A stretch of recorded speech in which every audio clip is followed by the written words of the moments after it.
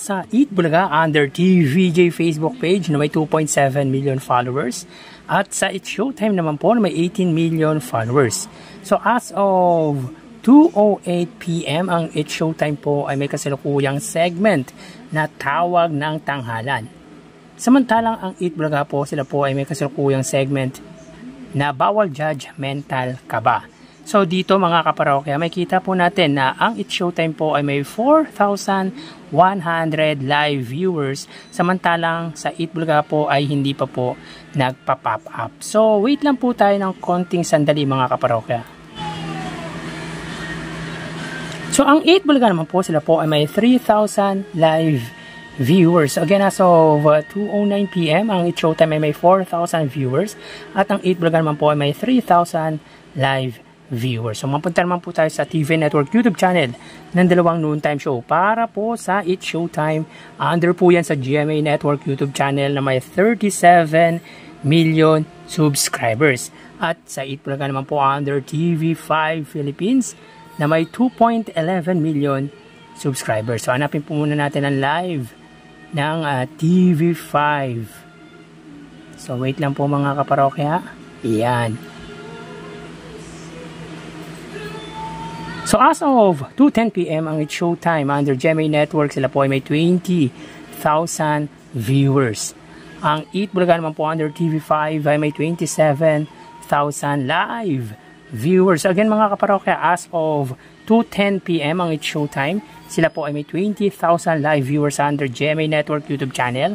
At ang Eat Bulaga naman po under TV5 ay may 27,000 live viewers.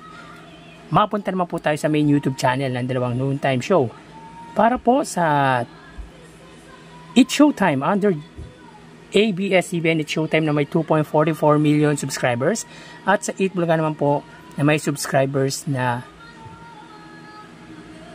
1.16 million. Under po yan sa Eat Bulaga TVJ YouTube channel. So as of 2:11 PM ang It's Showtime, sila po ay may 51,000 viewers.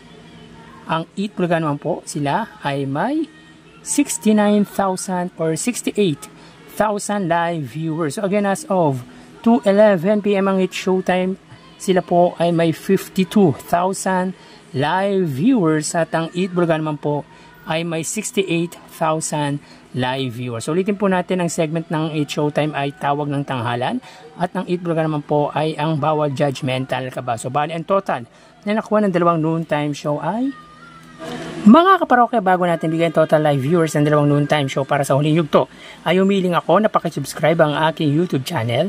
Pakiclick ang bell icon para una kayong ma-notify sa mga bagong video na ilalabas ko. At pakigamit nyo na din na i-follow ang aking Facebook page na Mega TV at ang aking TikTok account na Kaparokya TV. Maraming salamat! So bali ang total na nakuha po ng It's Showtime ay 76,000 viewers. 4,000 sa Facebook Live, 20,000 sa TV Network YouTube channel at 52,000 naman po sa main YouTube channel. Ang Eat Bulaga naman po ay nakakuha ng total na 98,000 total viewers.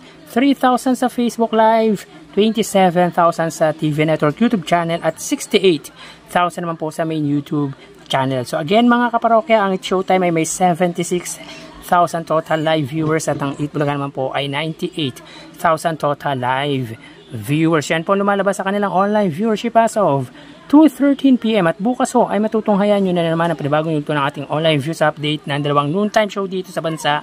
Magpapaalam na po ako mga kaparokya. Magsiingat po tayo. Thank you and God bless.